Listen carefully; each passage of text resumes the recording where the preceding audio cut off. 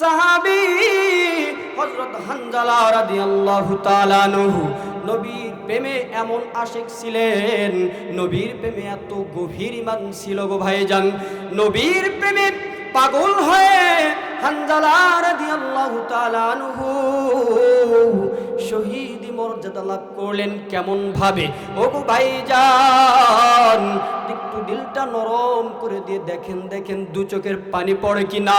আমাদের গুনার দিকে তাকাইয়া আল্লাহর প্রতি তওবার নিয়তে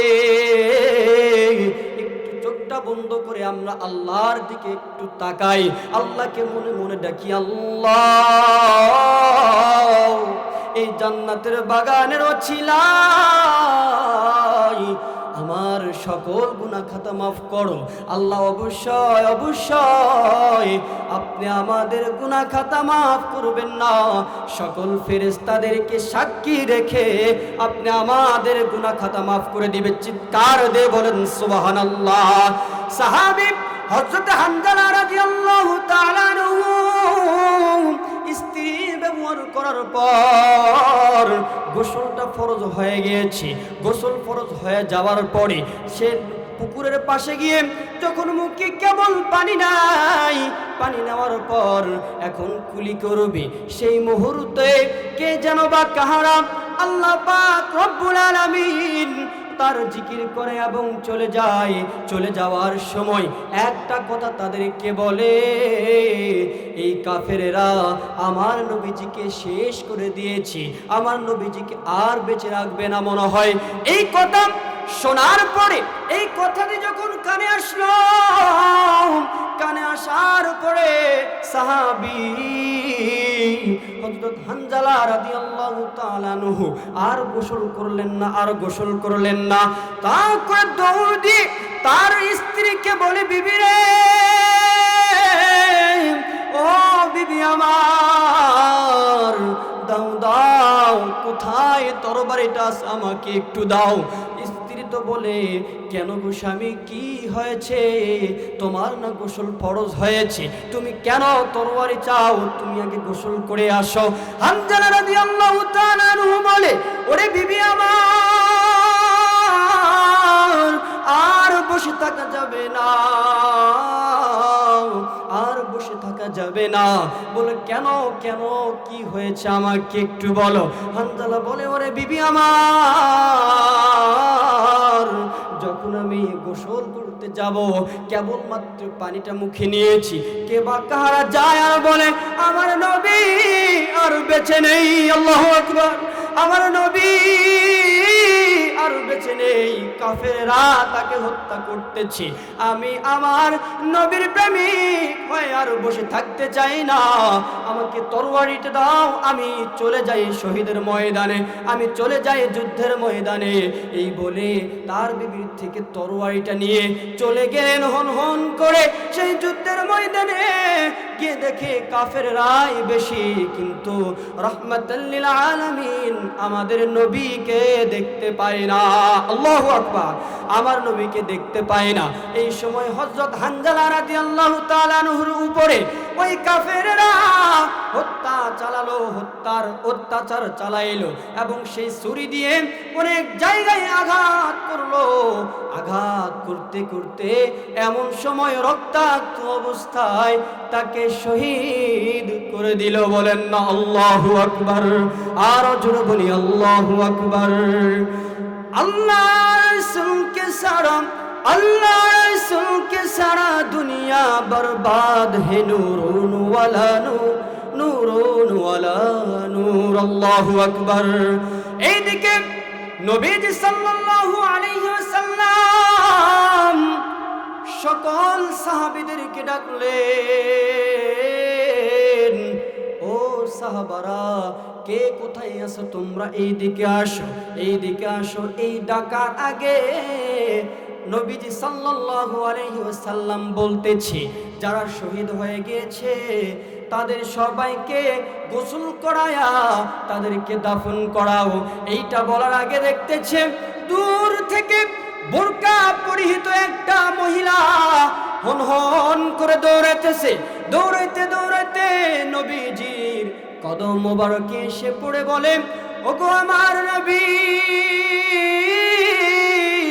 দয়াল নবী, আমার স্বামীকে বিনা গোসলে দাফন করায়েন না। আল্লাহু আকবার।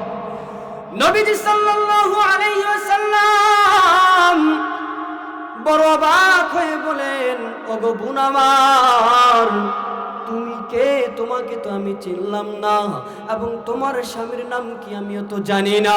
কোন সাহাবী তোমার স্বামী? একটু নামটা বলো, আমি একটু শুনি। শোনার পরে দেখি কি করা যায়। তারপরে সেই মহিলাটি নবীজি সাল্লাল্লাহু আলাইহি ওয়াসাল্লামকে বলতেছেন, আমার স্বামীর নাম হযরতে হানজালা রাদিয়াল্লাহু তাআলা আনহু। চিৎকার দিয়ে বলেন সুবহানাল্লাহ, আরো জোরে জোরে বলেন সুবহানাল্লাহ। তারপর নবীজি সাল্লাল্লাহু আলাইহি ওয়াসাল্লাম এইবার সাহাবীদেরকে বললেন, ও সাহাবারা, শোনো শোনো, আমার পাগল হানজালার লাশ কোথায় আছে একটু খুঁজে বের করো। এইদিকে সকল সাহাবীরা সকল লাশদেরকে ধুয়ে কমপ্লিট হয়ে আছে, কিন্তু হযরতে হানজালা রাদিয়াল্লাহু তাআলা আনহুর লাশখানি এখনো খুঁজে পায় নাই। হঠাৎ করে এক সাহাবীর চোখে পড়ল, দূর থেকে দেখা যায় একটি লাশ পড়ে আছে। এই লাশটির কাছে চলে যায়। চলে যাওয়ার পরে দেখতেছে এটাই তো সেই হানজালা, এখানে শহীদ অবস্থায় পড়ে আছে। এই বলার পরে সকল সাহাবীদেরকে সংবাদ জানালো। নবীজি সাল্লাল্লাহু আলাইহি সাল্লামকে সংবাদ জানানো হলো। নবীজি সাল্লাল্লাহু আলাইহি ওয়াসাল্লাম চলে গেলেন ওই লাশের দিকে। যাওয়ার পরে দেখতেছে তার দাড়ি থেকে মনে হচ্ছে সেই লাশটি এখনই গোসল করায়া দিল। তার চুল মোবারক থেকে, দাড়ি মোবারক থেকে পানি টপকে টপকে পড়তেছে। চিৎকার দিয়ে বলেন সুবহানাল্লাহ, আরো জোরে জোরে বলেন সুবহানাল্লাহ। হযরত হানজালা রাদিয়াল্লাহু তাআলা আনহু এইবার কি এমন করুণ কাহিনী ঘটে গেল গো ভাইজান, একটু দিলটা নরম করে দিয়ে অল্প সময়ের ভিতরে একটু কথাগুলো শুনতে চাই। ও বাবাজি, জান্নাতের বাগানে বসেন, কোরআনের দুটা কথা শুনেন, তত অনুযায়ী আমল করেন। আল্লাহ পাক রব্বুল আলামিন আপনাদেরকে কাল কিয়ামতের ময়দানে সকলের সামনে হাসতে হাসতে জান্নাত দিবে। চিৎকার দিয়ে বলেন সুবহানাল্লাহ, আরো জোরে জোরে বলেন সুবহানাল্লাহ। আমার ভাইজান, তারপরে নবী করিম সাল্লাল্লাহু আলাইহি ওয়াসাল্লাম আসমানের দিকে তাকাইলেন।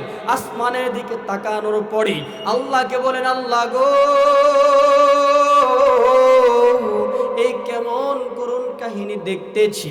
এখানে তো আশেপাশে কোনো পানি নাই, এখানে তো কেউ গোসল করানোর মতো মানুষও দেখতেছি না, তবে এটা কেমন পানি? আল্লাহ পাক রব্বুল আলামিন গায়বী আওয়াজ থেকে নবীজি সাল্লাল্লাহু আলাইহি ওয়াসাল্লাম কি কথাটুকু জানাইলেন। এই কথাটুকু জানাইলেন হযরত হানজালা রাদিয়াল্লাহু তাআলা আনহু গোটা দেহ মোবারক জান্নাতের পানি দিয়ে ফেরেশতারা তাকে গোসল করা দিয়েছে। চিৎকার দিয়ে বলেন সুবহানাল্লাহ, আরো জোরে জোরে বলেন সুবহানাল্লাহ। কিন্তু মক্কা মদিনায় আজকে কিছু কিছু হাজী সাহেব আমাদের সমাজে আছে, যদি সে ওই জায়গায় যাইতে পারে রাত 12টার পর থেকে নিয়ে ফজরের আগ পর্যন্ত এখনো সেই জান্নাতি সুবাস পাওয়া যায়। চিৎকার দিয়ে বলেন সুবহানাল্লাহ, আরো জোরে জোরে বলেন সুবহানাল্লাহ। আমার ভাইরা, সাহাবীদের প্রেম ছিল কেমন? আজকে আমি আপনাদের অন্তরে নবীর প্রেম কেমন আছে, আপনি আমি যদি আমাদের দিলটাকে যদি একবার প্রশ্ন করি, আপনি আমাদের প্রশ্নের উত্তর আমরা নিজেই পেয়ে যাব। আমরা কেমন আল্লাহ পাক রব্বুল আলামিনের বান্দা হতে পেরেছি, আমরা যদি আমাদের অন্তরটাকে একবার যদি প্রশ্ন করি, তাহলে আমরা এই প্রশ্নের উত্তর দিয়ে পেয়ে যাব আমরা, আর অন্য কাউকে দিতে হবে না। আমাদের প্রশ্ন আমরা নিজে পেয়ে যাব। কথা বলেন ঠিক কিনা?